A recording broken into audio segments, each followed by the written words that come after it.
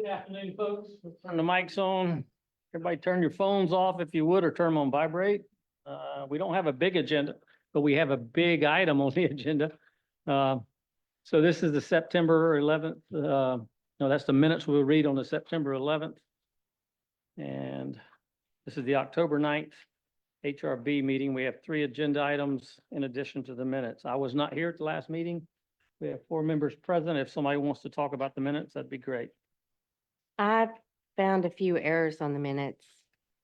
On page 2, under discussion, where it says, let's see, down at the bottom, the idea is to protect the district, protect historic street patterns, and protect historic law pattern. Is that right? No, that's wrong. Sorry. Page 3. Here. Oh, I'm sorry. Page 3 at the top where it says interesting, it should have been interested. Under Maxine's presentation, strike the word because. And then in the last line of that same paragraph, when the code was made clear that there were not to be, insert B, subdivisions in the district. And then under Ms. Petrella, she said this subdivision isn't really, and then strike the word, the second isn't. And then the last paragraph, Ms. Petrella asked of the applicant instead of if the applicant. That's all I had on that. Right, we have some comments on the minutes. Any other comments on existing minutes? Nope. Hearing and seeing none, a motion would be appropriate. I'll make a motion to approve with those changes. Okay, we have a motion and a second to approve the minutes with changes made. Vote, all in favor? Aye. Aye. Aye. 1 abstention, and we have 1 member absent. Okay, we'll move on to the first agenda item, which is City of Beaufort's presenting us a project. And it looked like we have a handful of people in the audience that might want to speak to this. Let's get it going. Yeah, so I'll present as essentially your staff, and then I think the consultant for Beaufort basically handling this project will kind of give a more in-depth presentation to you on the park renovations that they're proposing for approval. So again, this is if Maria, if you wouldn't mind going to maybe a kind of good elevation or representation of the park, that would probably be good for everybody to see. There you go. So yes, this is the Washington Street Park. It's a little over an acre. It's been there for a long time. It's a non-contributing property. And essentially what this is, what this request is for is to do some major renovations to the park. So replacing a lot of the existing equipment and adding some improvements such as a covered pavilion. So on your second page, you can kind of see all of the things that are being proposed from an 1,800 square foot pavilion with wood roof canopy, a basketball half court, toddler play mounds, practice wall, toddler swing set, murals, benches, drinking fountains, bicycle racks, trash receptacles, new landscaping and irrigation, and a new sidewalk to connect to that existing playground equipment. So a lot of this is a replacement of obsolete equipment that's no longer considered safe or functional anymore, with obviously some of these additional improvements. This process, I understand, has been underway for some time. Some members of the community were on it. A subcommittee was created. They've been working on plans for some time, and I think really this is the last step, the last approval the park, these renovations need before they can go out to really start building them and go out to bid, from what I understand. This did go to an HTRC meeting very early this year in February. You can see the comments in your packet starting on page 2, which the first one was, how will the column wraps connect to the concrete? There was some concern about the moisture getting in with what was proposed. And so they've kind of revised some of that, how the cypress will be finished. They've stated that and again, same thing, is that could be a maintenance concern. So they've provided kind of a stain that they believe will work with this final request. Some concern about the durability of open joint corners on the columns and beams. So they've, again, I think most of these comments are really about cost and maintenance for this project in the long term at that HTRC meeting for the city. So you can see that we're trying to provide that kind of double checking really. Also the durability of the beam joinery and beams. So I don't know if I need to get into too much detail. Also something about the roof there as well, but they will be, and then there's detail on the mural wall connection. And I'm sure they're going to talk in more detail, so I might not need to go into extreme detail on this. But again, the main things are a pavilion, so a covered pavilion with basically a cedar wood kind of trim and finish to it, like exterior finish, and then a 2-foot raised concrete slab. And then it is going to have a standing metal seam roof on that pavilion. And the rest of those improvements are, more of a, playground type of things. They are proposing to cut down a 19-inch live oak tree that would be where that pavilion is, 3 12-inch palmetto trees, a 10-inch cedar and a 15-inch cedar. And I understand that they, really considered all of the locations, and the oak tree just unfortunately is the only place that the pavilion could be located. So that oak tree would have to be removed. Obviously, as you see on the landscape plan, a lot of new trees are being added. This is here for final approval. Staff did have some conditions, and obviously Maria, our city architect's on board here online. If you'd like to ask her some detailed questions on some of this, on these architectural conditions, but there's some concern that the base of the pavilion is exposed CMU with a sanded paint, and that's not permissible per basically our preservation manual. So they're recommending the applicant use a Parge coat, which stucco over the CMU. So that would be a proposed condition. The practice wall that for that basketball court, I believe, that's on the southeast corner of the lot. There you go. Was designed as a exposed CMU, and again, the same thing. That's not really allowed per our code. So recommend that the applicant consider a stucco coating or construct the wall with cast-in-place concrete. Also for the applicant to provide cut sheets with color specifying the metal roof, the louvers, gutters, downspouts, lighting, pipe railing, and ceiling fans on that pavilion. Applicants confirm that the new pedestrian gate will match the existing gate. Confirm that the height of the post mounted, basically there's going to be new security cameras that are going to be built out there, and confirm the height of them. And then detail that the fence detail that says 4 feet tall is actually 4 feet tall and not 5 feet tall. So we feel like those are some conditions that can be made. I think there's some a time concern about where this is in the project. That's why it's coming for you as a final approval. And I'm trying to think if there's really anything else to kind of, before the applicant can come in. I think that's about it. So. All right, thank you very much. We'll have the applicant, representative for the applicant. If they want to add anything to this, come on up and let's talk about it before we go to public comment. If you don't have anything to say, I'm sure we'll have questions for you later, but if you have something you'd like to add, please do.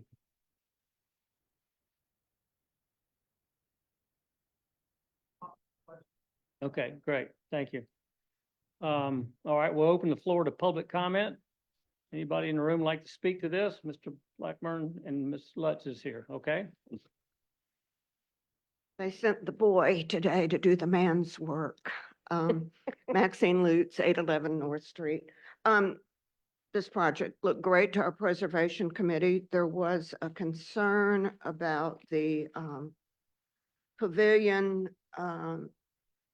columns, about their being clad in wood, and wondering if that wouldn't invite moisture and a potential maintenance problem.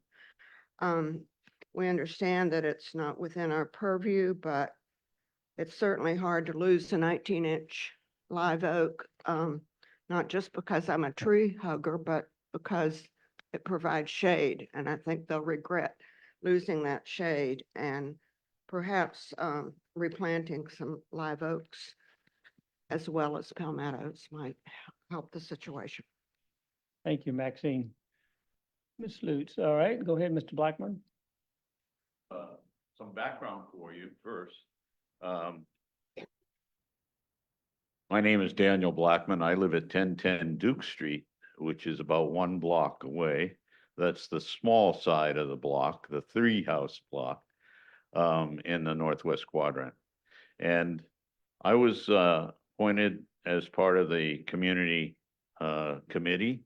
And I have to say that this committee has been very well represented. From Fred Washington, who will give you even more history than I can because he grew up in the area. And I'm only representing probably those who've lived here in the last 12 years, which is a lot of people that have changed the northwest quadrant. But in representing them, I looked at the history of the Washington Street Park. And a lot of this comes from Fred Washington Jr. and others in the area. In the latter part of 1941, none of us probably were alive then. So some of this is verbal history that I received. A group of Black citizens decided that since there was no park for Black children in the city, there was segregation and it was in full bloom. But this was 1942 or 41, just before World War II. And the whole country was about to change.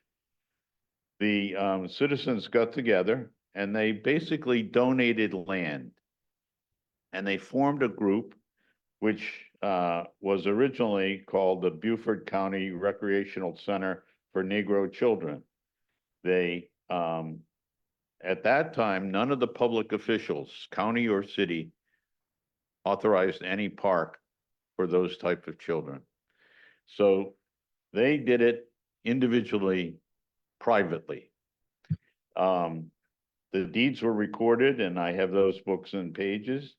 This center, in 1959, entered into a long-term lease with the city. Now we have some municipal participation on this land. And that was recorded in 1959. The organization changed in 1993, just changed to be called the Beaufort County Community Center, broadening its outlook. The community center in 2017 entered into a lease with the city of Beaufort, a 30-year lease. So that gives you some context on it. Since the 1940s, various functions have been held here. If you go there now, you'll see this little tiny, if you want to call it a pavilion, it's a cover. There are some rickety old picnic tables there that are falling apart. And yet people come there. In fact, the last report that I saw from the downtown development, the downtown activities group, and I got that wrong, the operations. This park had 4 celebrations and the other parks in town had 1 or 2. These are people that have roots in the community and they come back and they have birthday parties or for older people and for younger people. And they come and they gather as families and as members of the community. So it's an active park, but they have very little amenities. We finally have a bathroom there that's pretty good. I want to skip over some of the parts because it had changed its name from old playground to new playground to Washington Street Park. And that's really just old history. The pavilion that is envisioned here, the reason it has that kind of wood is because we want to, and Fred can maybe describe this better, but we wanted to give it a context of going back rather than having something shiny and white like a lot of houses are now being erected in the northwest quadrant. We don't want a cookie cutter structure put up there. And so basically at the request of the people that lived there prior to my coming there, we wanted to have a wood stained structure. A lot of the houses that were built in this area were built from salvaged materials. And that's where we get the wood stained structure from. With regard to the tree, the reason that the tree is recommended that the tree be removed is because of visibility. You can't see the pavilion fully if you have that tree there. However, I will say at my recommendation, I know where the south face sun comes over that area, and we have planned on putting trees along the walkway to the south of where most people will be seated, so there'll be new shade for those people to replace the shade that's being removed.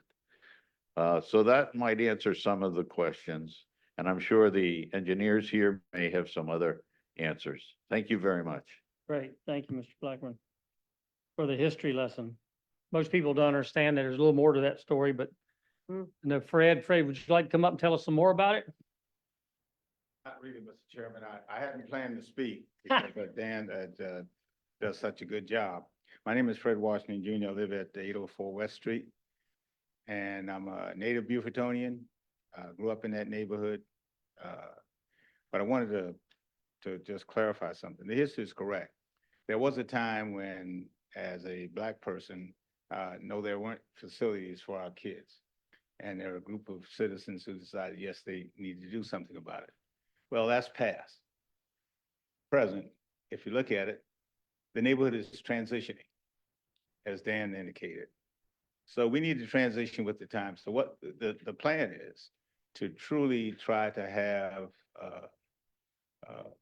an area that reflects not just past, present, but future, because there are going to be further changes.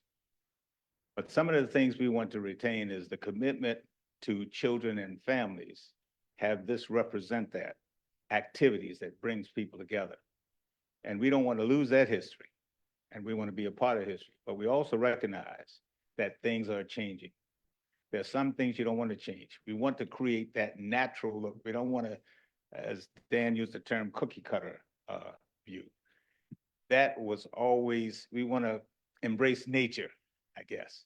So you have that natural look. You know, sometimes children miss that. We are building so much and we're creating things that just remove us from that contact, that connection to nature. So we want to retain some of that. So like I said, I didn't plan to say anything, but to me, that's very important that we're looking at retaining some of the history, but we recognize that things do change, and we want to construct this in a way that it embraces the changes. The other major change is the fact that you have the University of South Carolina, Beaufort, and you have performing arts opportunities.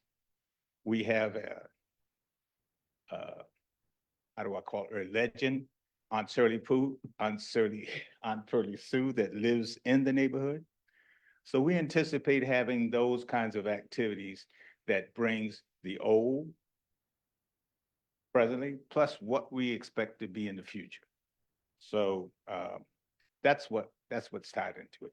If you have any questions, I'll try to answer them. Oh, I have Best one I question can. for you. Do you remember when it was called the Three Pony Park? You remember that? No, Remember those little spring horses that used to be yeah, there? that's right. I do. No, I The don't local- The remember. local kids called it the Three Pony Park. You must be older than me. I just listen. I listen well, Fred. No, Mr. Chairman, I'm kidding. No, I don't, but there are many activities that occurred there. As I said, church groups used to have functions there to help keep kids engaged. We used to have on the pavilion that he talked about, we'd have people churning your ice cream, so you'd have homemade ice cream, and you have all these other activities. I don't know if you've heard of Silas Green from New Orleans, but that minstrel show performed there. This was a place where Boy Scout troops marched, baseball practice, all those kinds of things occurred there. So again, we want to retain some past, but we recognize where we are now and we want to look towards the future. That's what this represents. Thank you, Mr. Washington, for your words. Any other public comment, either in the audience or online? Anyone online? Yes, we do have an online comment. Ms. Zimmer, you got your hand up. Go ahead if we can hear you. Muted. Ms. Zimmer? Can you hear us?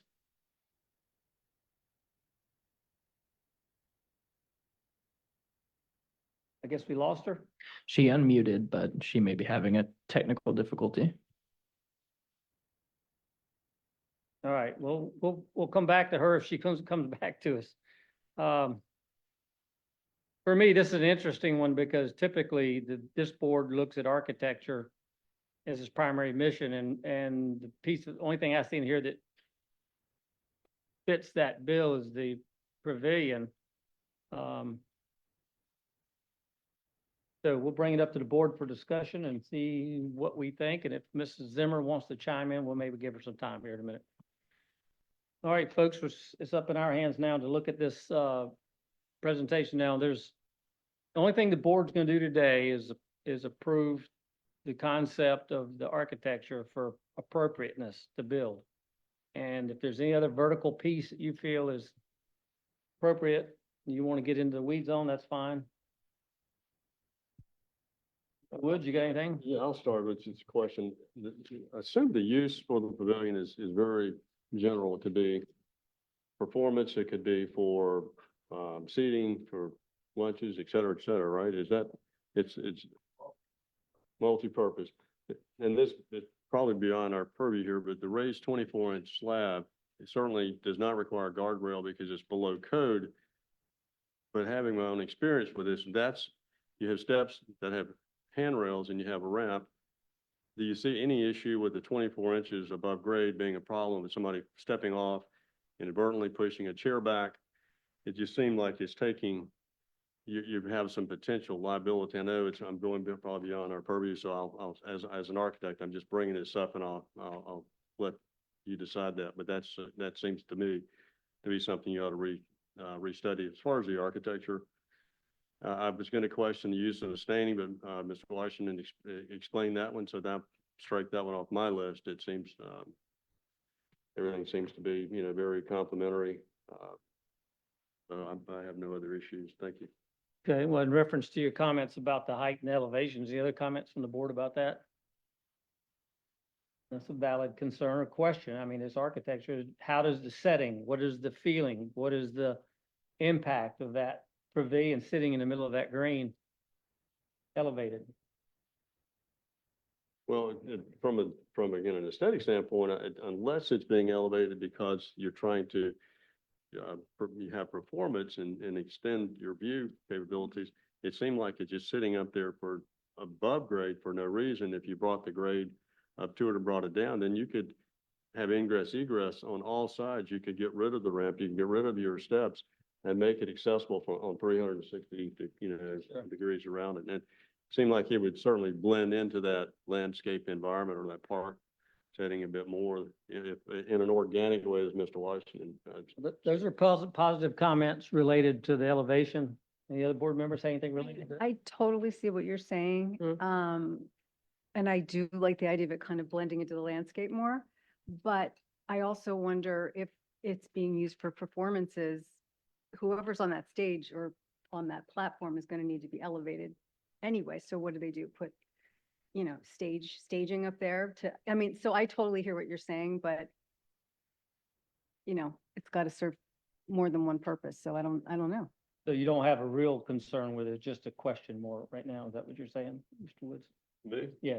I still, just looking at it again in the context, it seemed like it's an anomaly to be sitting up there with no reason to be that high. I mean, why not 28 inches, why not 18 inches? How do you establish it just at 24? Unless the intent is to be able to see a little bit farther, but then a 24-inch stage is really not adequate if you're, Okay. having a larger audience. I am. Well, we'll give a chance to get the answer for that. Go ahead. Come on up. You want to tell us? We'll pick it apart one thing at a time. Y'all are assuming, and you're really assuming correctly. It is intended for multi-use. Number one, they want to activate the park and they want to have performances. They want to have musicians in there. They want to be able to have some, of course, family reunions and things like that also. So it is going to serve as a picnic pavilion. But the height is really because they want to be able to have musicians and performances and dancers and things like that in there. And the lawn in front of it is intended to be like the audience that is watching what is going on. And that's why it is elevated and it was very well stated by the neighborhood that they, with it being a stage type of, and be able to have music and things like that, they would activate it, bring the neighborhood to the park, on various occasions. Very good. So like an amphitheater in a sense. Yeah. In a sense it is, yes. Okay. Yes, sir. All right, I'm okay with that. Mr. I add one Okay. thing to it. Yes, sir. If you look at that, it appears as if it's in a field. Well, really it isn't. The backside is actually Green Street. There's a sidewalk, there's a fence, so there will not be any access or there. So we know we've got that protected. But like you said, the front part, people are gonna be in chairs, so you're gonna have to have some elevation. But the only green will be front and basically the right side or the left side, depending on how you look. So the back of this actually goes closer to the existing bathrooms. That- It sits on that end of the, So left side, if you look at that, That's the the bathroom. bathroom. Yeah. Behind is Green Street, the sidewalk in Green Street. So literally, you don't, yeah, and that's where people, between the bathroom and the storage area and Green Street, that's where you get access for your things to come in. There'll be no public movement back there. That's basically, So the back where the ramp is Ramp going is. down, that's very close to the back fence that is on Green Street. There will be an access from Green Street for loading things onto the stage or bringing things into the park for the stage area, not necessarily, and it'll have a closed gate on it during performances. and right, things. that's correct. thank you. But Thank the you for front, the that clarification. front green, that's where the green is in. And it's not sitting in the middle because it is set back all the way back to that fence. All right, I think we got it. Thank you. Unless you got something significant to add to that, I think we're good. All right. I think you have a plan that shows the tree. We do. We Yeah. know how trees are. They come and go, so don't worry about that. All right. All right, I have a concern like Grady in that I understand the reason it's raised. And I think for most of the use, it makes sense. But if people are gonna use it for picnics and things like that, I think you do have the concern of people falling off. I see skateboarding on this with the ramp and with I mean, it's not very high, but I still see any opportunity they get to skateboard on something, they do. So I would feel better either lowering it or having railings, just because of the safety concerns. Well, that's one item we'll discuss a little further. Let's see if we get anything else in there. So we talked about elevation of the platform. How about materials? You folks have any concern about material choices? I know that the biggest thing staff has looked at, and I mean, it was a big order to say we'd like to have a wooden structure, but no connectors when code compliancy, it makes that very tough to build. And longevity of that's in question when you don't have the proper fastening. So my concern really is the fact that it is natural wood. I get the reason why, and I'd probably be okay with that if the rest of the board was okay with that, but I'm speaking to the board here. The Milner Code typically speaks that we don't do unpainted wood in Beaufort, okay? So when we look at the context of construction and architecture, we generally don't authorize it to be left natural. There's no natural stained fences supposed to be in the district. There's no unpainted houses supposed to be in the district.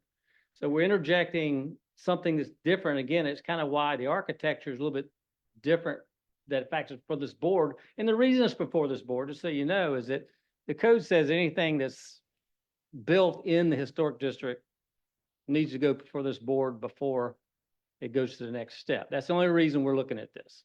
It's kind of like, to me, it's like a dock. You know, the HRB really doesn't have a preview over docks, OCRM does, but we have to look at it because that's what the code is interpreted to say. In this case, we have a pavilion that is architecture. This is nothing like historic, right? I mean, if you look at the picture, show me an historic pavilion in Beaufort. There's not one. So the practical outweighs, to me, the necessity of the code, the minute parts of the code, I think, that says can't be painted. So I'm probably okay with wood. I just caution the use of that material, if it's not done properly, the longevity of this project's in jeopardy. That's my biggest concern, is that we build something that's not going to last the test of time, and then we ask ourselves why we did that. But if it can be done and it can be demonstrated, I don't have a problem with it. What do you guys think about wood for a building material in this case? I mean, aesthetically, I think it's super appropriate to what they're trying to accomplish. You said it is appropriate? For what they're trying to accomplish. It is a park. Okay. Nature, being outside, you know, going back. I'm questioning the whole CMU base because I'm thinking shiny, white, and new now because that was brought up. So, you know, what are the alternatives to that? I don't know. Well, I mean, the only alternative I can think of, and which I'm not suggesting they do this, but just so we have the full conversation, is that if it was made of metal and painted brown, it wouldn't be a shiny looking structure, right? But it would last the test of time. It'd be structurally sound, it'd be welded joints and not mechanically fast joint possible. But this is what they're presenting, and unless we have an architectural reason why, and we'll let the gentleman in the audience speak to us on this. You want to go ahead and answer that question now? Come on up so that, besides the people in the room, there's an audience in the bigger world out here that wants to hear this. Jim Stevenson, I'm the project manager with Davis and Floyd. The structure is steel. There is a steel skeleton under that's all welded. Yeah. And that's why we did that, because they didn't want to see plate joints, they didn't want to see bolts. So it is a galvanized steel structure that's wrapped. The wood's like a skin on it. And we've got flexible flashing wrapped around the metal in places where possible water intrusion could happen. So we've tried to go the extra degree to make sure that water intrusion would not get to that frame. And then the columns are vented too, so air can move through them. And so we don't get condensation forming in there. So, but it is a steel frame, a welded steel frame. Below Okay, all that's, all right, that answers that question. So now you know how it's built. That's great. Thank you for clarification.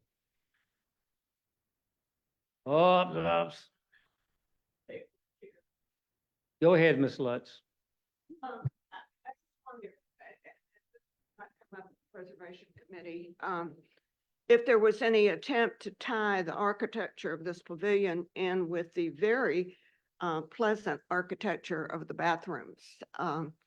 And I didn't realize this was going to be so close to the bathrooms, but it seems to me it would be jarring to be so different from what Lauren Kelly designed for the bathroom some years ago. As I remember, I mean, it's a good question, Maxine. I think, as I remember, if you haven't seen that bathroom, it's a board and bat, exposed tailed, heavy timber framed structure. with yeah. no roof, right? I think it fits. I mean, other than not being white, I mean, I think the scale of the building fits, but. Okay, You have someone online. Oh, Peggy's gotten through now. Ms. Zimmer back now? She called in with a phone, so we'll see if Okay. this works. Ms. Zimmer, we're gonna give you the floor. Go ahead.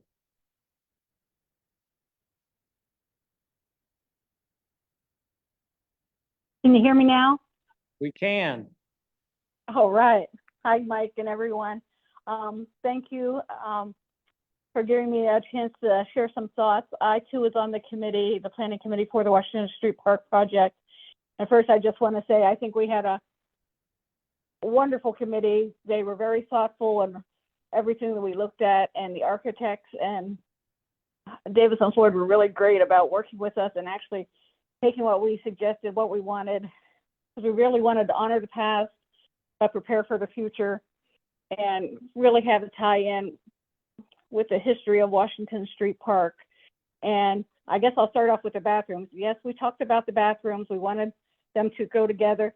We don't like that the bathrooms are white, so we're going to try to get the bathrooms to be more like the pavilion.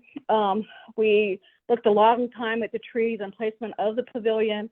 We actually had Mike Murphy come out, look at the trees with us to tell us what we could or couldn't do. You know, could we cut this branch off? Could we not cut this branch off? So a lot of time, effort, thought, a lot of on-site back and forth. It was a real team effort. And going back to what Fred was talking about, past events, well, here's a future event. Taste of Beaufort 2026. We're going to be telling the Washington Street Park story. And we're actually going to be throwing it back to the time when Silas Green was there from New Orleans and doing a Vanderbilt type event. So stay tuned for more on that. Also, another use of the Washington Street Park is the weekly Friday night suppers.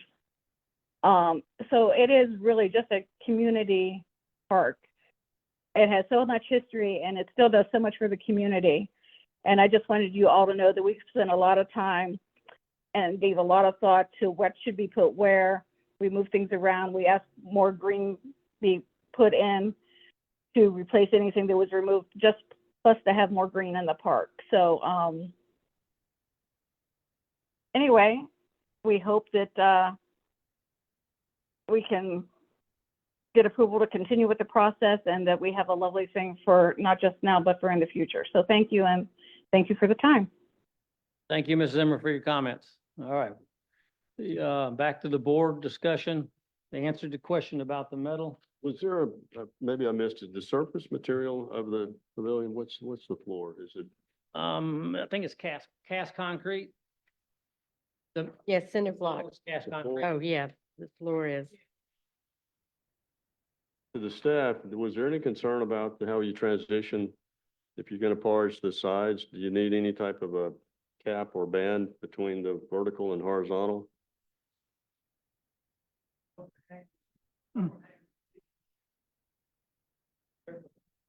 Arch can come up the side and it would hit up underneath that slab overhang.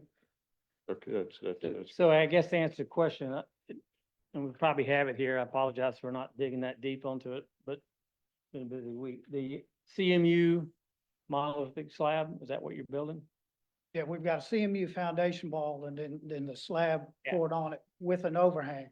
So I think the previous question was, we had a sand painted finish, which you'd probably see some of the joints in the CMU. So we can parge that area underneath that slab overhang and paint it to make that go away. That's, I missed that detail. Cementous stucco parging and then possibly paint, Yes. unless it's pigmented, okay. From what the last lady said, there, the use of this, and I'm gonna say this again, and then I'll shut up, but if it's intended for other use other than stage set and your tables and chair, Yeah, this is a city park, right? The cities, there's some liability when you have a 24-inch slab above elevated and no guardrail. I know 30 inches is code. That's going to be a problem. Somebody's going to step back off that. I think you Well, maybe have already addressed that. Originally, we had 2 ramps going up the side, each side with rails that wrapped around. So we pretty much at one point had only the open face on the front. But here again, it went against that openness that they wanted in that stage presence. Now, one option we would have there that we could probably look at to meet both requirements is removable rails.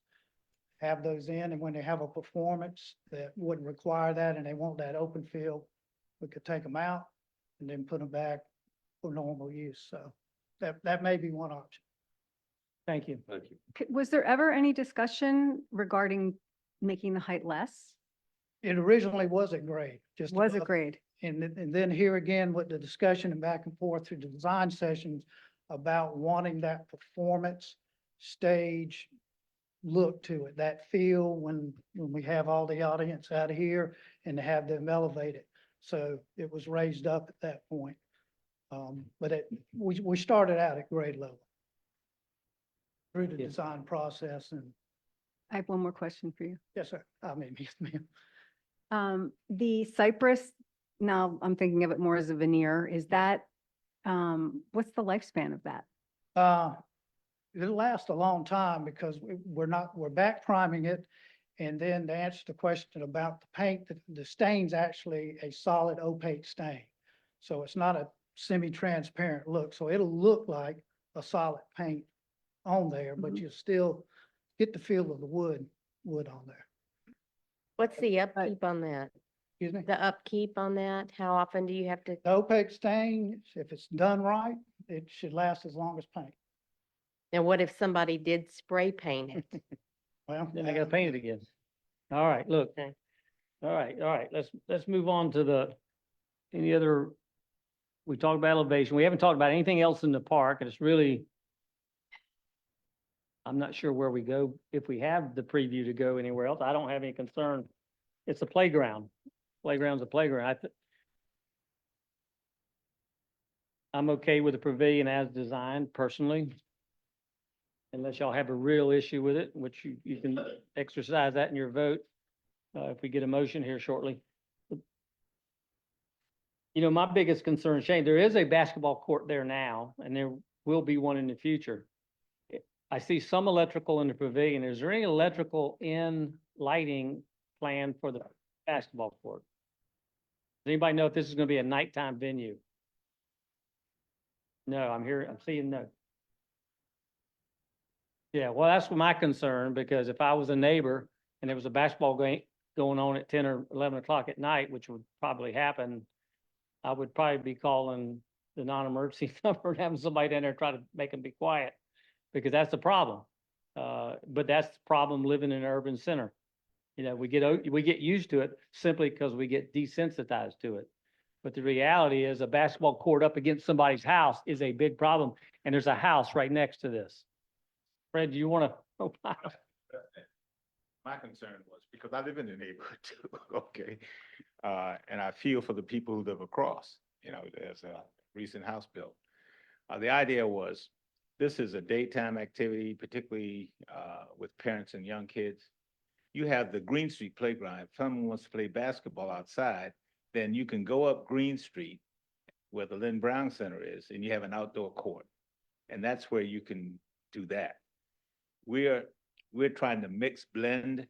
That's why it's only a half court. We don't want a full court. We don't want to see people running up and down. Just want to, you know, you can shoot hoops or whatever. And then you got that, if you want to do tennis ball against the wall, you can do that and make it as multi-use or purpose as we can. And again, trying to integrate ages too. Grandparents, bring your, I got 3 grandkids now right around the corner from me. So that's the place. Right. They're gonna wear me out, okay? So that's the idea, the changing neighborhood. Elderly, young folks drive into that area to use that park. So we can envision some of that. We don't want it to get too old, you know, we don't want it just to be a senior citizens park, nor do we want to see it just youth. Let's talk about, particularly with an effort now to try to get more young families, because there are some younger families moving into the area. So we want to have something that can accommodate them without crossing Boundary Street and, you know, all those good things. Okay, I got one other question after hearing Fred make those comments about the half court. It's not to Fred, but somebody, is that a tennis court, half court, or is that a pickleball court? What is that? I know. It's just a half court practice. There's no net, it's just the backboard and the lines. Okay. Yeah, because a half court basketball court actually fits 2 pickleball courts perfectly, just so you know. I'm sure y'all got beat up on that during the course, but that's not much. All right.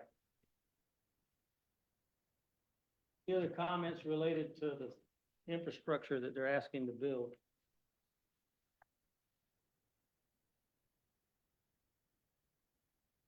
Look, this is it's a wonderful project. It's a long time coming. I've sat on council back in 2006, and there were discussions then about the park. I'm happy to see it get this far. I'm sure there'll be some cries about funding later and who's paying for it and why your taxes are going up and all these things, but it's the center city, urban center, and it's the most appropriate place for a city park.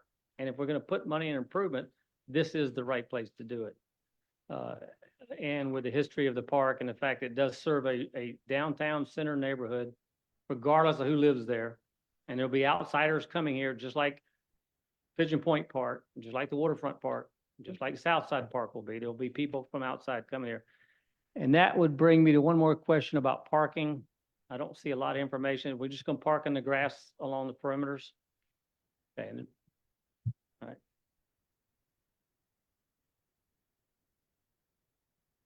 What do you folks think? I think it's great. I think it's definitely needed. I walk by that park a lot and I think it would be lovely to have it brought back.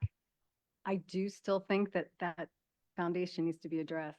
I still think that, you know, I think that the building itself kind of tells you what it is. And I think that, you know, it looks like a stage. It looks like a place for cover. I can see people lugging coolers and tables and stuff. And again, lugging them up the 24 inches, is it going to be easier if it's lower? But I think, you know, perhaps there's another way to look at it, because if I was sitting in a beach chair in front of it, watching something, you know, I don't think I'm going to be upset if it's, you know, lower than higher. I don't know. I just, the more I think about it, the more I really do see, you know, the potential for injury.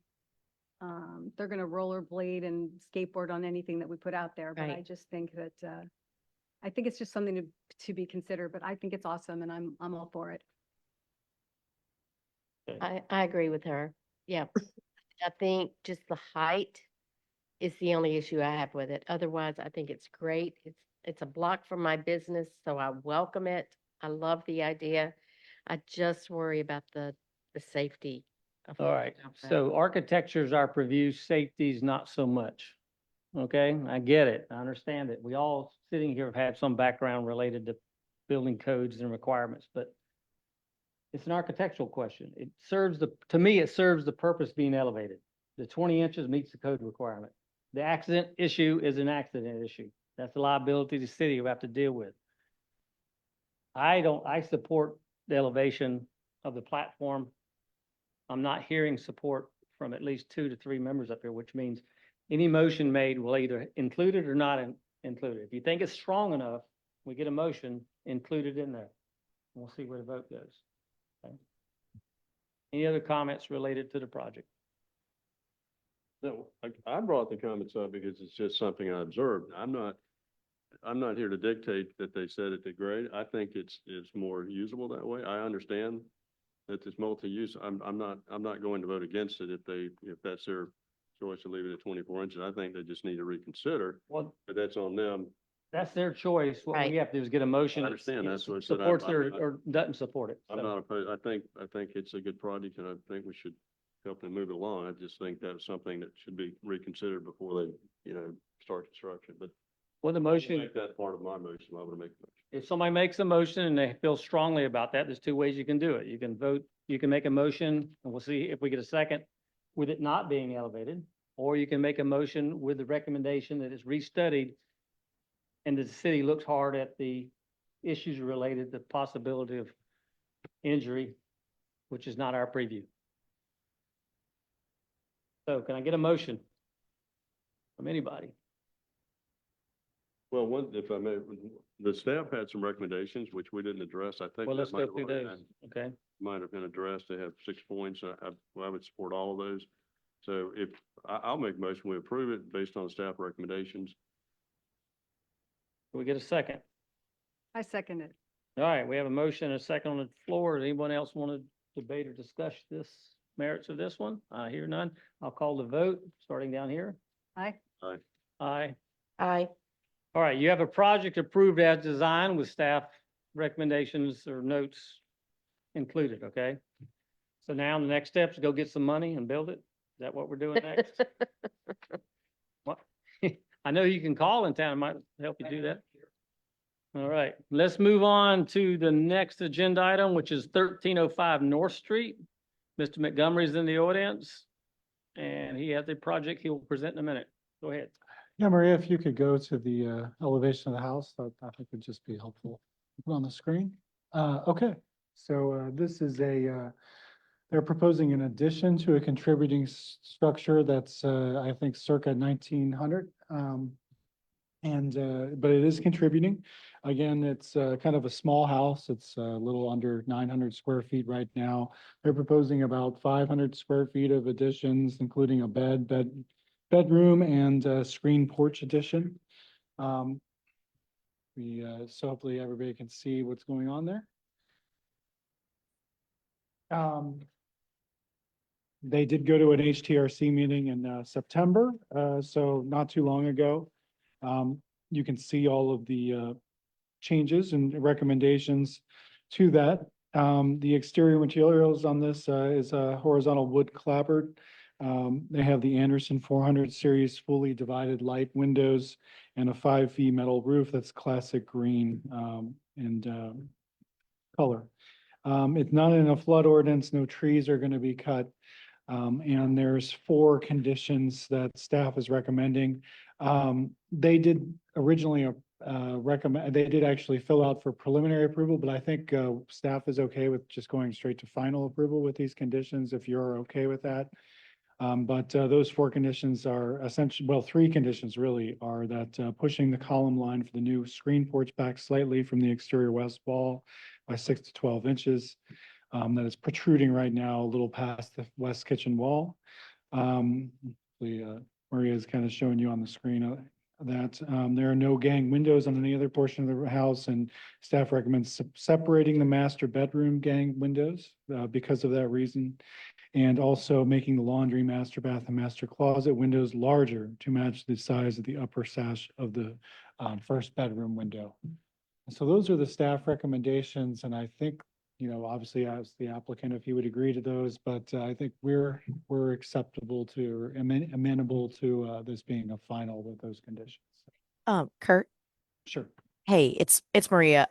We actually, Jeremy and I missed something in the staff report, that comment number 3 about the gang windows. That was a comment from the HTRC meeting, and we Okay. actually, talking with Rob, that's omitted. We're okay with the gang windows. So you guys can just cross that one out. We just The 2. forgot to omit that one, but yeah. This is really just 2 and 4. All right, thank you for that. We'll have the applicant, Mr. Montgomery, you want to come up and tell us what you're doing? Good afternoon, Rob Montgomery here representing Marty Herlong, and Marty's here in the audience. And so, like Kurt said, it's a, a little bit over 800 square foot house now. And so what is up on the screen now is the proposed addition. We do have existing conditions. I don't know if y'all would want to look at those, which is this. And so you can see that this house is really beautifully simple, and it's got a really unique condition for a early 1900s house like this, which has a parapet wall on that rear T. And so the south elevation that fronts the road really does not change whatsoever. And so the gable portion of the existing building is about 24 feet wide. And so we're essentially taking that 24 feet and extending that out the back, centered on the T. And so the little bathroom that's existing, which, I think that was probably built in the 50s or 60s, slab on grade, that comes off. And then we essentially just turn a gable 90 degrees to the existing gable and stretch it out back. We do insert the screen porch in amongst that addition. Marty wanted to have that screen porch more part of the living. So rather than push it out to the back side of the addition, it's kind of between the bedroom, owner's suite, and the kitchen. So, and then the other thing is the materials. We did talk about having using hardy plank for the addition. any work that's done for repair on the existing would be true matching materials, wood materials. We also, the existing roof is a 5V. And so that's what we would prefer to get approved is a 5V on the addition to match the existing. All the colors would be the same. We've got 400 series Anderson windows specified for the addition. All the windows that are in the existing will be the original. We are relocating one window that is currently adjacent to the bathroom. And we're going to move that over to the other side of that parapet T so that it would open into that screen porch that we're adding and kind of frame the kitchen counter that has the sink. And I think that covers it. The screen porch would be a slab on grade, and the building is going, the addition will be turned down slab, you know, with a wood frame on top. So we have to answer any questions. Thank you. We may bring you back up unless somebody wants to ask him something now. You're welcome to. If I may, Yes. Rob, there are just a couple of comments from the staff. Are you okay with? Oh, yeah, actually, this drawing has those already altered. You've already offset. Yeah, that so for- I've moved that back 6 inches there where the pointer's pointing. And then if you look at that elevation, the comment was to change those single hung windows to match the sash of that double hung. And so that's already been done. Thank you. I'm on that. Yep. That's my only question. It's a nice little project. It's exciting. I think you always do a nice job. Thank you. All right, well, let's hear from the public. The public comment related to this. Ms. Luch, representing HBF. Yes, so representing HBF, and we are totally in support of this project. It looks like it meets the 7 integrities, and we would support final approval. Thank you. Any other public comment? Anybody online wants to talk about this one? No virtual comments. No, virtual. All right, let's bring it up to the board and talk about this. Anybody have any comments before I have a couple minor ones? Mine's been addressed. False. She stepped in. Oh. Stepped out. The only question I had was, how large is the ADU? It looks smaller than 500 square feet, so it is, right? That's existing. Already there. Right, I mean, but I'm looking at, you can't, Oh, the coverage, 55, yeah, the coverage. they got plenty of. So I was Oh, gonna say, yeah. yeah, it's Oh, small. percentage. I had that in the HDRC. We're way under, you're talking about pervious thought, versus yes. impervious? Yes. That's what I thought. And I Just wanted don't to make have that note with me, but we did talk about that at HDRC. Okay. It looked like it, but I just wanted to verify it. yeah. So, okay. Rob, I don't remember that house. I mean, I've driven by 100 times, but is that enclosed porch been long gone from that? Yeah, that's not, and there is some photos in this that are current. Yeah, we've got the current. That's right. Yeah. Yeah, It's yeah. a cute house. Yeah, it really is. Yeah, I wonder when that wrought iron fence appeared Yeah, and where it came from. and where it came from. See, I think the first page of this down at the bottom covers. the Does that have photos. that? It doesn't thing on have the that? ADU on it. My calculations included all that, Okay. including the brick walk, the whole 9 yards. Okay. Those are pretty We're big way under, lots anyway, so I think. Yeah, I mean, I drove by and looked at it and it didn't look like it was gonna, Okay, all right, so kind of pause in a minute, hoping our other member would come back. Recusing herself, is she? Is she She's a recused? next door neighbor. Oh, she so- recused. Oh, okay. I didn't get word of that. All right, so we have a recusal. Okay, very good. This is the natural progression of these small Freeman cottages. This is one more step in what the history of Beaufort's doing as they're getting bigger and bigger. I think this is done appropriate. Obviously, Rob has done this before. I don't have a problem with it. I like the idea of using the same collaborative material.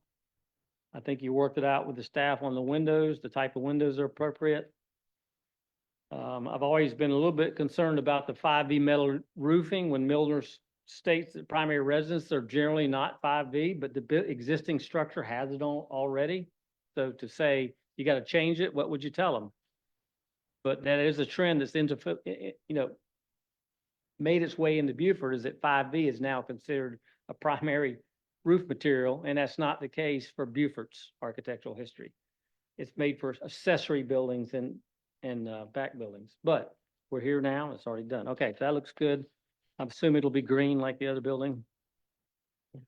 I don't have a problem with it. Mm-mm. I'll make a motion when you're ready.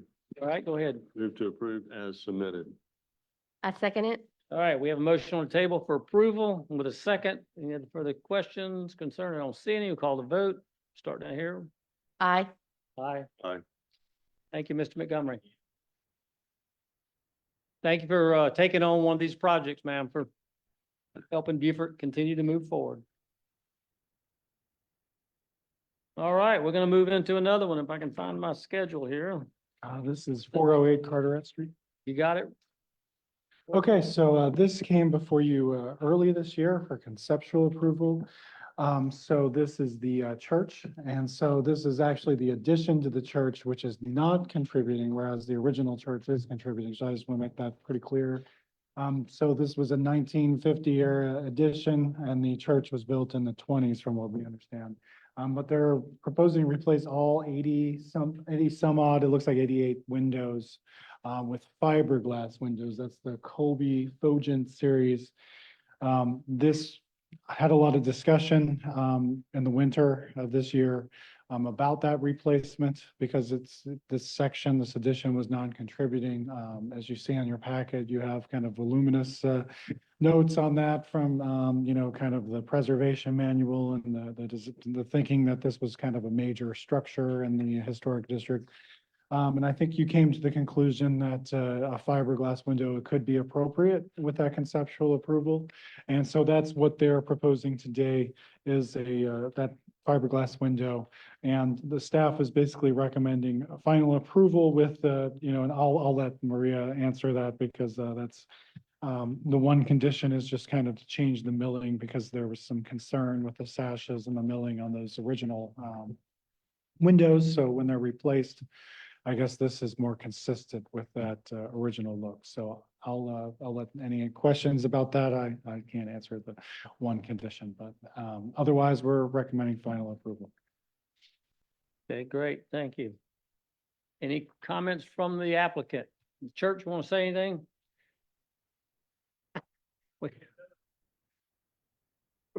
Get her done. David Murray, Tide Marsh, I'm the architect. We agree with the switch out of the brick mold to a profile that matches.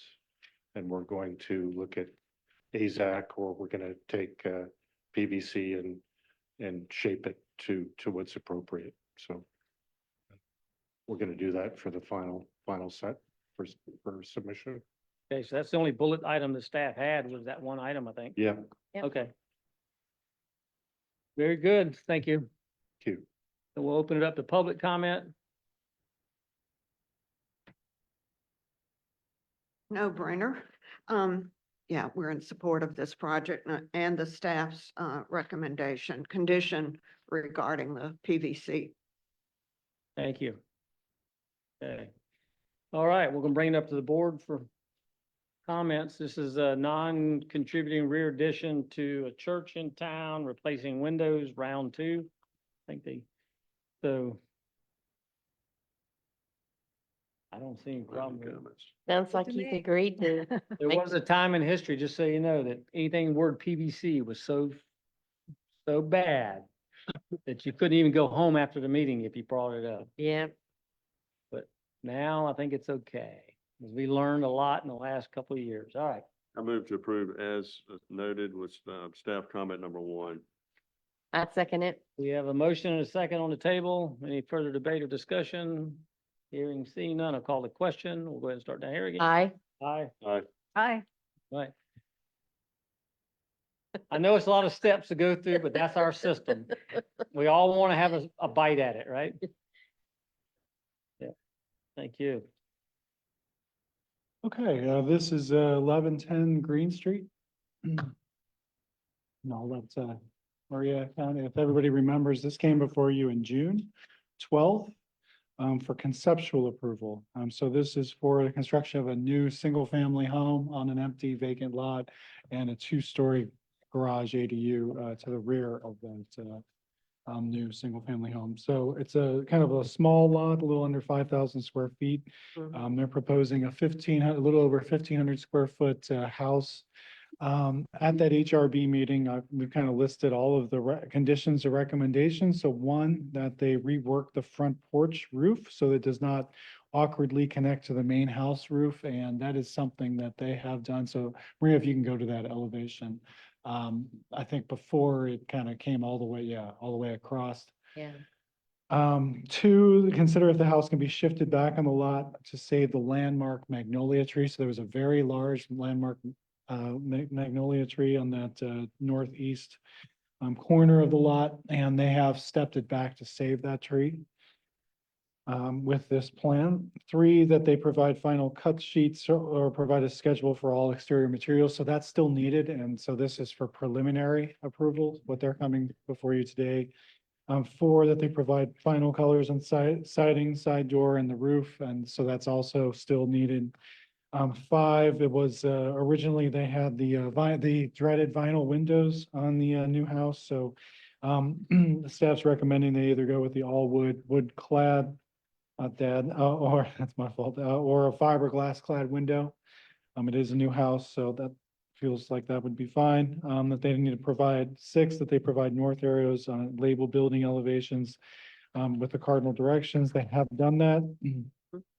Seven, there was some concern because the access, they were proposing a rear access to that two-story ADU garage. And really there's that alley is unimproved right now. And so there was some question that how is that going to be accomplished by the applicant? And should we be approving something like that without an improved alley? So they have provided a concrete pad, but the alley is still, there's no plan to improve the alley. So that's a question I think you need to ask of the applicant. But again, this is a preliminary approval, so that can be resolved at final.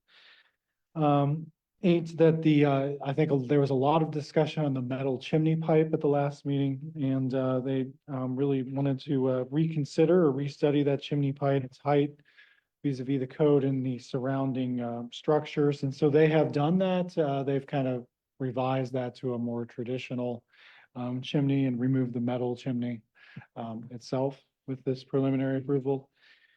And also an additional rear elevation window needed to be provided on the plans, and they have provided that. So the siding on this is a fiber cement. I guess we're still kind of unknown on the final colors as mentioned, and windows needing to be changed. And they were proposing a 5 metal roof. But otherwise, what's going to be removed is a sable palm and some laurel oaks. Those would not be preserved or landmark or specimen trees, so they can remove those without too much of a problem. And you look at the findings for new infill and I know we went over that last time, but I think most of the changes were really design oriented that we talked about. And so looking at the 6 conditions, there's still some concern, I think, from Metters that the chimney that's been provided is still not really matching the chimney that is usually found in the historic district, and also basically considered a unified design from chimney foundation and chimney cap, and the roof should not wrap the chimney as currently proposed. 2, that they provide all those final cut sheets on everything that was mentioned before. Also 3, that they provide, the final colors, as mentioned before. 4, as mentioned before, that they, move to like maybe a fiberglass clad or wood clad or all wood window. 5, that the brackets on the south elevation of the garage appear to be the wrong height relative to the awning and roof beam support. 6, that the garage again, really only works if they improve that alley. So that is something that really needs to be resolved. And that is about it. Again, this is for preliminary approval, and I know the applicant is here. So, but otherwise, we would recommend the preliminary approval with those conditions. Thank you. So this is for preliminary. All right, we're going to ask the applicant to come up and talk to us about the second visit to HRB. Hello.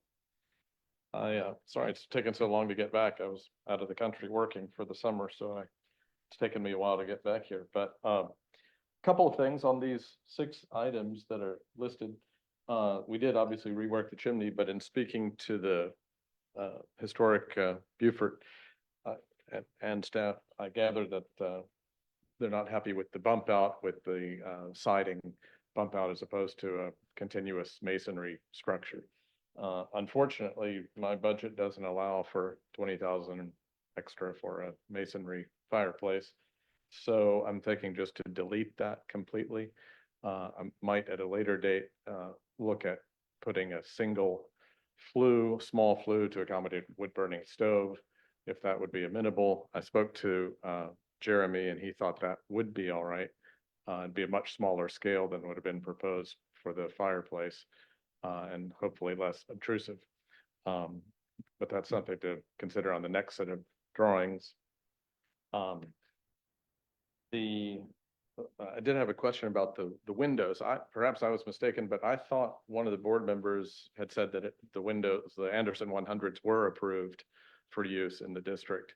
They are a Fibrex material, which is 40% wood. And I thought those were acceptable. Are they not? I don't think you provided the details I saw on any of the stuff that we have. So that if you provide it, I think that would be okay. For the 40%, I mean, we'll get in a discussion about the windows. Let's go ahead and get to the public comment and we'll come back to that. Go ahead and make your points on so you left off at windows. There was any other staff comments? Let's see. Chimney discussed. We did move the building over and back a couple of feet. We're actually hoping to save the palmetto tree also, well, transplant it, I hope. But we did move the entire building to accommodate the magnolia, which I had wanted to save. I think regarding the brackets on the garage, that was just an error by the draftsman. He reversed, he put a beam below the rafter, above the rafters instead of below when he was drafting it, but they should be the same. I'll have that corrected by the next meeting.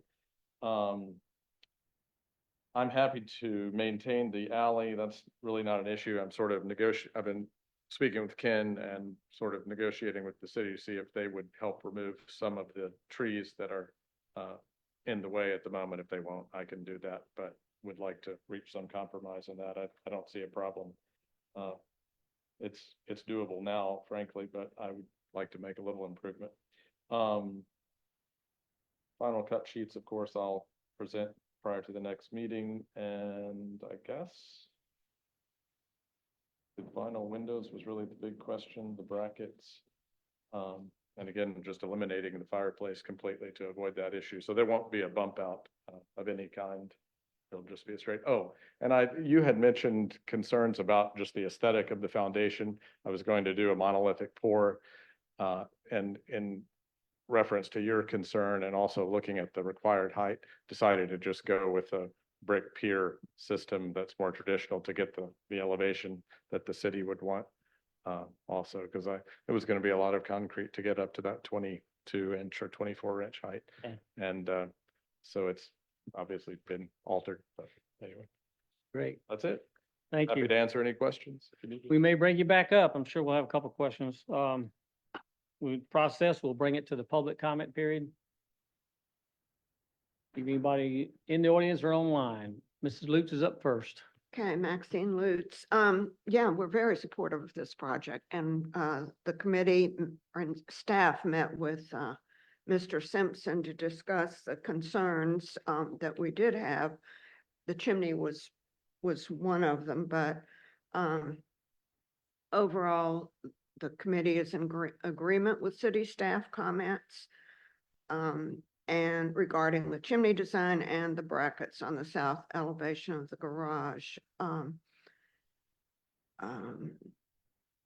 And it sounds like that has been solved. So we're certainly in support of this project.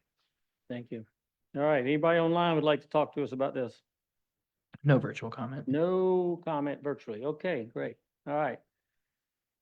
We'll bring it up to the board and discuss, and I think this is a preliminary, so we got time. He has to bite at the apple again, but it sounds like there's some standout well, at least one standout issue only, really, at this point, which is chimney. From what I'm hearing, is that what you're all hearing? And he's actually said he would forego it. I don't know if that's the answer, because it's kind of sad that we forgo. All right, my point is, he had a wood burning, system. It wasn't a real fireplace. It was a heating system that penetrated the roof line with a metal pipe before. We Yeah. beat that up because it wasn't typical, and we don't see that kind of minimal looking wood burning stove applications on new construction here. We just, even old ones too much, but what he proposed this time, that both the the HBF's committee and the staff looked at, probably in the TRC meeting, was how that metal roof wraps around that chimney. Now, I'm not convinced that doesn't exist in Beaufort. This is new construction, and the architecture for new construction doesn't have to follow 100% old construction methods. It's supposed to be different. Mhm. Where the Milner reads that we use similar materials arranged differently. It doesn't say you can't do it. And it's this board's decision to make those calls, not staff or HBF, all right? So is there a problem? I think for the board discussion, is there a problem with the chimney design? I have a couple issues I could probably talk to, but do y'all have any problem with the chimney design as you see it? Yes, sir. I had mentioned that I'd be happy to do the same exterior material as the chimney stack on the body of the fireplace itself, not siding, but either a faux brick or a stucco parge of some kind. But the Historic Beaufort or staff were opposed to the wraparound roof, which I don't particularly fault them for, but it makes it impractical to do any kind of a faux finish that's going to attract a lot of moisture and hold moisture that I just don't want to deal with from a maintenance perspective. So if I can't wrap it with the roof, I don't want to do it. I'm happy to change the material so that it looks more like looks just like a traditional fireplace from the exterior. All right, well, just so you know, the wraparound roof does give you protection if you're using this place, hardy plank below is not gonna rot, but the trim materials might. But I've done a stucco chimney on treated plywood backer with proper weatherproofing, and it's stucco from the ground up, and it's parged to look like a pink Bahama stucco with accent lines that made it appear to be brick or block, right? Like you'd see it down in islands. And it's lasted 20 years without any problems. Right. And you can go to 809 Craven and look at it, but there is a way, because mine's a wood burning insert. It's not a brick fireplace. Right, right. So the economics of how to build a fireplace, if it's, you make this decision, but if it's just because you want to wrap metal around it, that's probably the hurdle. As far as clapboard sided all the way up or masonry up and down, whether it's applied stucco cementitious finish or all stucco block and brick, which is the cost you're talking to earlier. Yeah, I would prefer it, have a masonry look or stucco finish of some kind, but over plywood and waterproofing, but it could still look like a parged.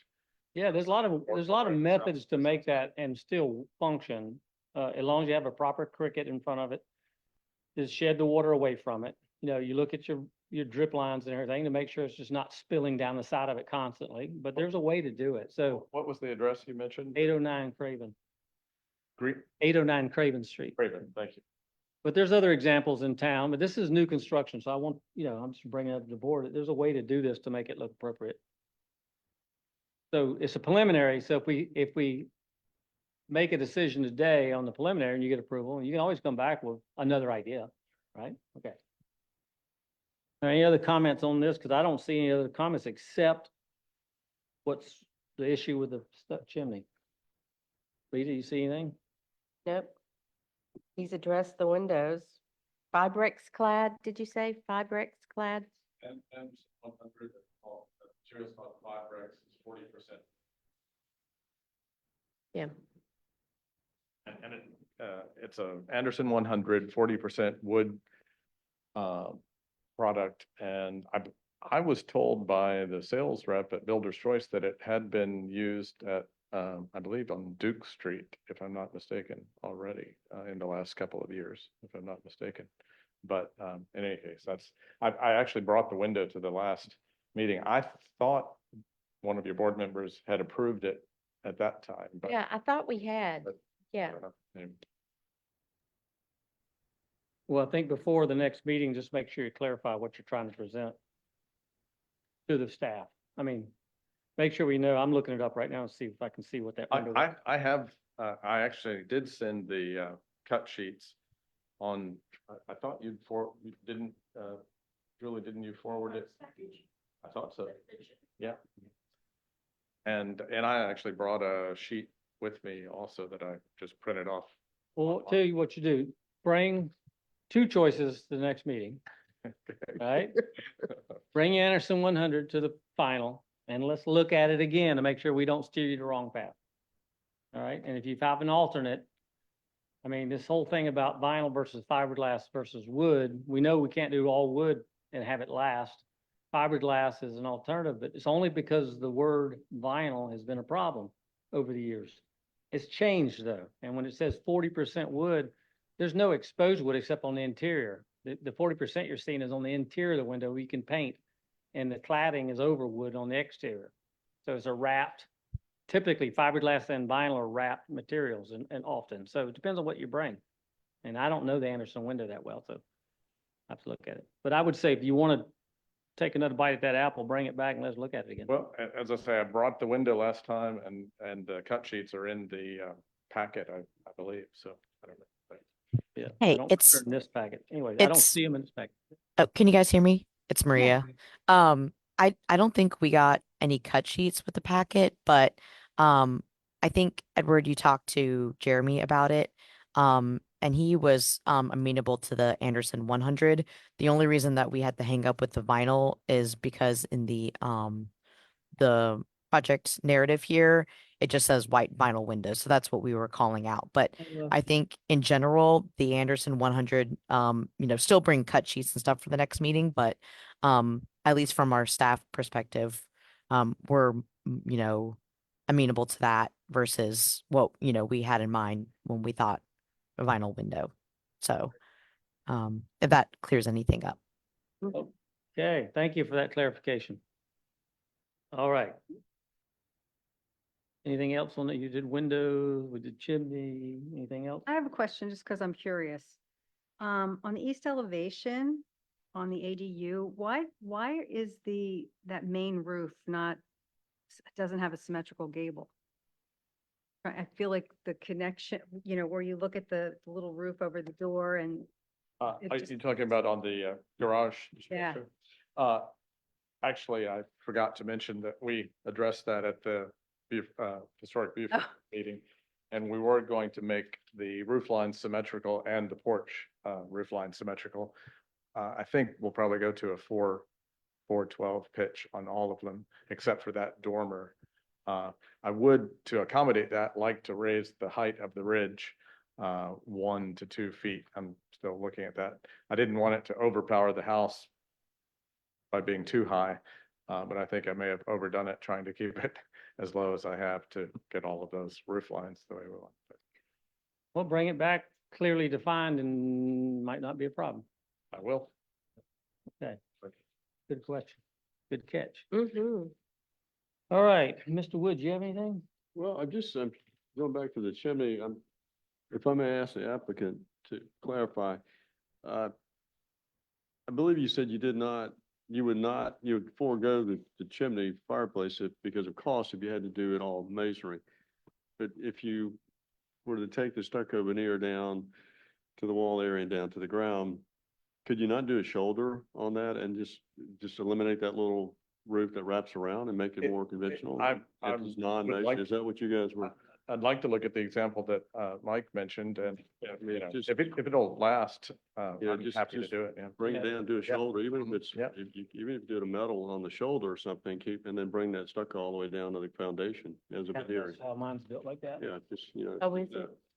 It just drops down below the soffit line and then it I think it looks I see. peels out. I see. And the key is watching the water flow. Right. So you don't have it sliding down your stucco. It seemed like that's not a compromise, it's a better solution all the way around. Yeah, It sounds gives you good. what you're looking for, checks all the boxes, keeps it consistent as a chimney. 'Cause that's kind of interesting, but you've got three materials, you got the brick on the base, you have the siding, and then you have wraparound roof and stucco, just a little bit. Yeah, yeah. No, Yeah. I'm all for Atypical. keeping it all one material, so that's I fine. think, I'd like to see that, what we talked about with the shoulder and the stucco. Great, Thank you. thanks. All right. We've heard everything we can hear on this one. Get a motion from somebody? Maybe the last three. you guys. Or the Are you first tired? three. Those preliminaries, that's kind of easy. You just kind of, staff comments noted. I make a motion with staff comments and all the discussion that we just had regarding the chimney and the windows. I make a motion to approve it. Second. All right, we have motion and second. I think that's understandable. Go from, I know we understand it, whether staff, whether Julie gets it or not. It's real basic. I think we approve what the staff said. Okay. And we'll have to call the question on that. We'll start down here at this end. Aye. Aye. Aye. Okay, that's a wrap, folks. Except we have staff has a presentation or a comment or something. A new process. I can find my pile of paper. Okay, as you know, I think, one of the main goals, since I've been here is to make the process a bit more streamlined and, easier for everyone, really, you, applicants, us. Yeah. And try to give it some clarity. And, you know, there's two things that I think, and maybe, well, actually three things we'll talk about with this today. The first is, if you remember in your July training session, there was a lot of discussion about, the porch decking and metal roofs, and also about the windows, using the, previously adopted or policy for windows, I think done by Lauren Kelly a number of years ago that kind of fell to the wayside. You know, we discussed maybe creating a new policy that we can give to applicants when they come in, for properties for each one of those situations. You know, if Rita's gonna redo her porch, that, you know, she's considering that, new Aeritus product, you know, maybe she has some clarity and sees that, yeah, maybe this is possible. So that's the goal here. So we got a porch decking and a metal roofing guidelines. And then I think we already agreed that that the window was good. So we were just going to kind of have that available and put it on our website, and then have it available for citizens and contractors when they came in, that, you know, hey, look, if you do this, especially for a non-contributing structure, you know, I think we can administratively approve, or this is maybe appropriate for contributing structures. So I'll let Maria kind of, you know, she's the architect, I'm not, so discuss the policy that is drafted here. So that's the first part. So we'll start with that. So I don't know if you have any questions about that, but those two policies are in your packet. Maria, did you have anything you wanted to add? No, I think you covered it really well. Yeah, really, we're just trying to, based on the training, I'm sure that you guys remember, we were just trying to sort of consolidate all the thoughts that we've had based on the different projects and the different scopes that we've been dealing with. So that if somebody does have questions about some of these things, instead of having them go through a wild goose chase to get some answers, then maybe they can just reference, these documents for some of these problems that, we see come up time and time again, like the porch decking or the roofing. And so hopefully it's easy for, just the regular person to understand. But yeah, I mean, if you guys had any questions, I think these are up for editing. If you do have any comments or anything you'd like to see changed, Jeremy and I can definitely do that. So Thank you. I read through it and it's good to see. I think it's going to be helpful to people who are applying for certain things like this, because there's always questions when it comes to decking and roofing. So your intent is try to, at HTRC at other staff levels, to get these things nailed down before they come to the board. Is that what we're trying to do with this? Well, I think it's twofold. Yeah, it's one is to provide clarity. And so people don't feel like they have to spend a lot of money and time to go through a process for one of these materials and not know if you're going to approve it. Yeah. Two, yes. So, we've got to clear between contributing, non-contributing, and non-contributing that maybe this is something we can administratively approve or look at the HTRC. So yeah, it's twofold. Okay. If you so we don't- remember what What- was the Cuthbert House? Yeah, that was doing the one. Yeah, the So Cuthbert. they flew the contractor out here and, for 2 meetings and, that's Ann came to the HTRC twice. So, that was quite a cost to them and quite a, someone that maybe is just trying to do something that's more maintenance friendly for their house, doesn't maybe have that kind of resource. And Right. if we have a policy that says, yeah, we're considering that, or we'll consider that, I think the board feels that's appropriate. I think that's what we're trying to get at here. Okay. Well, I appreciate that. Mhm. And I think it's long overdue, frankly. I think this is the process that needs to be put in place. Try to not skip any steps, but you need to try to make it easier for people to get through. Mhm. Having done the research already, I think you're right. The Cuthbert House, the resources they have are different than probably a lot of other folks. So it can be very onerous, and it doesn't need to be. Does anybody know if they've executed that project yet? Do you know? I don't know. I don't think they have. I don't think so. No.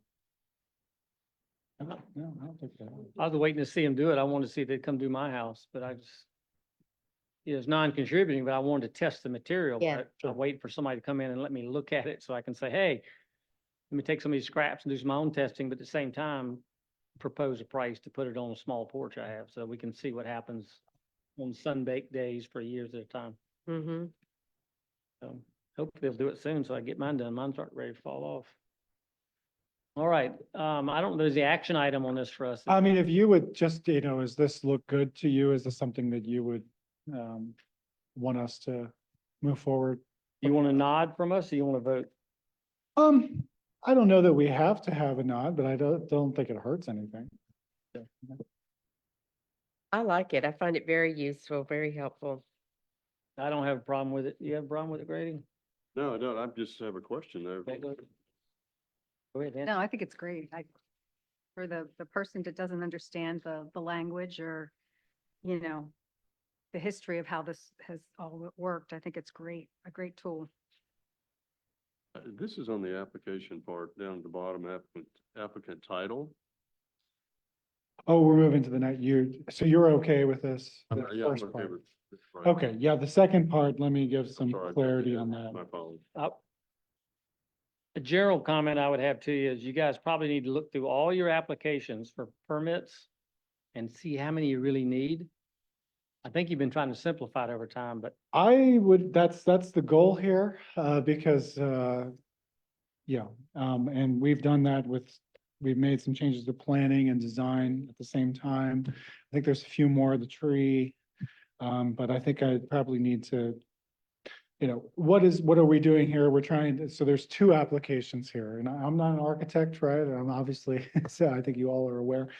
So what I came into is what seemed to be an extremely complicated and unclear process that was going on for a long time here.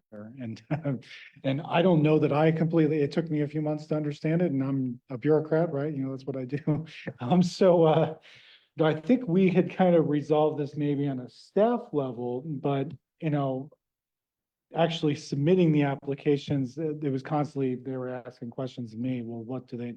And so, I think we finally got to, let's just redo 2 applications. So let's make an application for minor review, which is a $50 fee, and list all the things that are administrative approvals and try to make the application simplified. And, are you even a contributing structure? Because most people have no idea what that is. And let's make that an administrative approval application. That's just $50, really simple. And then do the major review, again, using the code and having that as a separate application. So that's the goal here, 2 separate applications, easy process. You come in, Mike, you came in with like your re-roof. It's an in-kind re-roof. You know, we should just hand you the minor application and that's it, right? And Well, we tried to do that.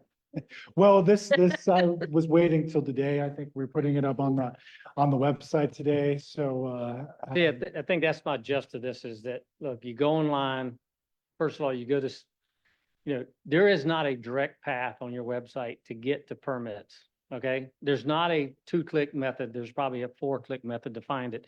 Then when you get there, you got projects over 50,000, under 50,000, then you have minor projects, then you have another type project. Then it's not on a historic, doesn't say historic on the letterhead. And the staff kicks it back. So what happens, and I'm used to it now, but what happens is a roof job takes a day to do on a house of Freeman's Cottage in Beaufort. Takes 1 day, okay? It takes me 3 days to a week to get a permit, okay? Now, why is that the case when many years ago, because I'm too damn old, I could walk in and get it done in 20 minutes standing at the counter down there? well, that's, I think that's in the last week. Okay, I admit, I agree with you completely, and I think that is wrong. And, and it shouldn't take that long. It's been a lot quicker, but This one's only been a lot of the days. delay I'm talking, was- I'm referencing some other. yes, but yes, this a one- lot of the delay was just like some lack of is really just training the staff. And I think they're trying to, I'm in meetings a lot and trying to track me down. Is this okay? Because I don't think, anyway, so that hopefully this application goes a long way. Well, see if it says, in my words, see if if it doesn't say historic, but all the information is exactly the same, then I want staff to write historic on the top of it, if that's the only thing missing, and don't tell me to rewrite it, resend it, scan it, copy it, send it back to you. I mean, it's like, really, I'm out of the office, for me, in my business. I gotta wait till I go back in the afternoon or the next morning to find out that I got rejected. Yeah, no, I completely agree with you. That's why I've been trying to do this, and I know it's been a lot, bit of a battle for me, right, but to change some of these processes, but, again, I think we're trying to use common sense, so the minor hopefully can be done, I'm telling everyone, let's make this a 24-hour, no more than 24-hour process. This shouldn't take any longer than that, right? I mean, and that's gonna be the goal. Hopefully I think we're starting to do that. Julie's here. So, yeah, so we're trying to do that. And then the other thing that has happened since I started was we've been going on to Energov. And so Energov has just been taking forever. It's on them. They've built a program. County uses it, like Hilton Head uses it. So what that would allow is you to, basically, it's already put all of this into the system. Using the county And- system. Say that You again. trying to do the same system the county has in place? Well, I mean, there's only a few programs around the country that can be used, right? And so, but we've built the system based on our process, but try to simplify the process, so it'll allow that online permit submittal. Well, just so you know, Hopefully will be simplified. yeah, The goal is January 1st now. It was supposed to be June 1st, and it was July 1st, and it was August 1st, now it's September. I'll be glad to be a guinea pig because I've used the county system and it's one-way street. You get information going that way, but you don't get anything back. And if it's sitting in a computer somewhere and you can't get access to it, an example would be if you tie it into your building codes inspection and you got to go on, which is nice to go online and request an inspection without having to make a phone call or come down here. That's great. But the inspectors have got to know they got to call you when they get to the job and they have to leave you a printed document. The county's gone so far as to not even leave a paper trail anywhere. So when you go out to a job that you're not living in the house, there's no homeowner, new construction, for example, and they do electrical inspection, you don't know it's ever even been done because they don't call you. They call on a phone that actually has no way to call them back. They're- These are You don't know they've been ideas there. here, Mike. I'm gonna write all these down. This is, no, I'm just kidding. I mean, I just make sure we don't follow down that rabbit hole that because the other agencies are doing it, don't mean we need to do it. We need to find out how to do it better if we are gonna do that. Well, that's the goal here, and I'm all ears to any suggestions you have for as long as you would like. You can use me to test. I mean, I'm about the only person that sits on the board and submits projects, so We just do sign permits. Yeah, I will be honest, there's some training going on, I think, with staff that are used to a process, right? And I think to simplify it, this is going a long way with the other stuff too. Energov will also further change things, but yeah, I mean, I think the goal that we have is let's try to make these things common sense and, Well, just as a general note, codes and user-friendly. inspections and everything we're doing is new to City of Beaufort. In my lifetime, after military time, back in the city, we didn't have all this before, and the city functioned. Now, did it function well? I don't know. But every age group has come in and tried to do something different in this city. It keeps tweaking it and tweaking it, add more and more and more. They're forgetting the one vital, important piece. That's the service delivery out the door. Because I don't mind paying the fee because I know it supports the city, but I do mind if I can't get it done on time. And I'm constant telling your staff that by the time you finish that paperwork, the job will be done and we'll be out of there because we're a remodel company. So for me, we're a little bit different. We're not sitting there for 6 months on a project. But if you wait too long, it's going to be done and I just don't have to give you the money. I mean, if it's about money, let's be fair with it. No, I mean, I understand that's the goal with this is to try to streamline and simplify. And again, I'm all ears to any changes. So, All righty. Is there anything else this board needs to do? okay, so there's that. Does this look good to everyone? Because I don't think I heard from everybody else, so. I'm good with it, as long as it displaces something to go there, as long as it don't add to that other list. Those check sheets, if we add in that and we're not taking something away, Well, this before you would fill out just a general application, no matter what you were doing. And so basically the time delay was that people were confused and they thought they were sending an application because it said the HRB, the board, essentially. And that required basically to call me or Metters to say, what is this?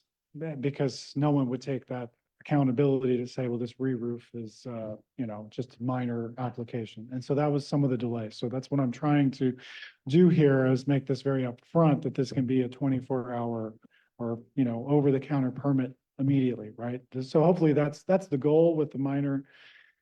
But yes, I think you're on track. That's good. but yeah, we can keep working on that. The third thing we're gonna ask is, there was some discussion at your July session, if you wanted to do like a fall tour in Charleston, because Metters is up in Charleston, and I know there was just discussion. If you would be interested in taking like a Friday, I would assume, it would be, I guess, another day, but I would assume you want to go on Friday. Maybe mid-morning and then, try to leave in the early afternoon and see some projects and see their studio and have lunch. And I guess we could go in, one of our city vehicles. So that was something, since there's just 5 of you, if something that you would be interested in.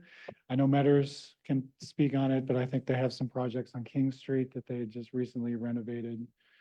They got approved by their BAR. And it's just an idea and what dates if you were interested, would you be, interested in?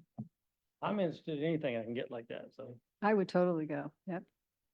Yeah, I sent in my dates already to you, so that I can do it. Yes, she already responded. Maria, I think you're online, right? And they have a studio and you'd be also letting us see how you recreate materials, I think. Yep. Yeah, it would be, I mean, really whenever you guys want to come, we can go on a tour. I think we have a few places too. We've got a project on Meeting Street. That's a complete kind of historic remodel, and then as well as 30 South Battery. And both of those are very active job sites. I know we've got a couple new construction on Lower King that that did have to go through it's years ago, but it had to go through the BAR process. And if you guys were curious to see what that process was like and what new construction in downtown Charleston looks like, yeah, we can see that too. So really, as soon as we get the dates from y'all, we can go ahead and start planning whatever y'all want to see and go out to lunch. Yeah. So Here's just a- send the dates and we're good to go. Pardon. Sounds good to me. Thank you. I think that's an invitation that we would accept if we could figure out how to make it work. All right, so if you all just send some dates and we'll try to plan like a 9 or 10 to leave up there. Sounds good, maybe 9 at there, I think we could learn a lot. whatever. Yep. Just, yeah, dates and times. Are we into November? Would you be, I think so. I think October, November would be, October. December seems like it's not the No. best month for everybody. I think I did, I think I threw in like the end of October and into November because wasn't sure. December's crazy, so. Yeah. Every day's crazy. Depends on which hurricane's coming. All right. All right, well, if you all just send an email to us or that email I sent and to everybody and we'll have a date, hopefully pull it picked. So, Well, thank you, Kurt. Thanks for sticking with it. Yeah, Sticking with it and trying to help push it. Same for Julie. Yeah. Working hard, not giving up, hanging in there. Great. well, thanks. to I gotta others. say, when we do a sign permit, it takes less than a day usually. The county takes weeks. So thank you. We're trying. All right, I'll entertain a motion if y'all ready to Move to adjourn. Mr. do another, oh, we got a motion to adjourn. All right, that was All right, good. it's adjourned.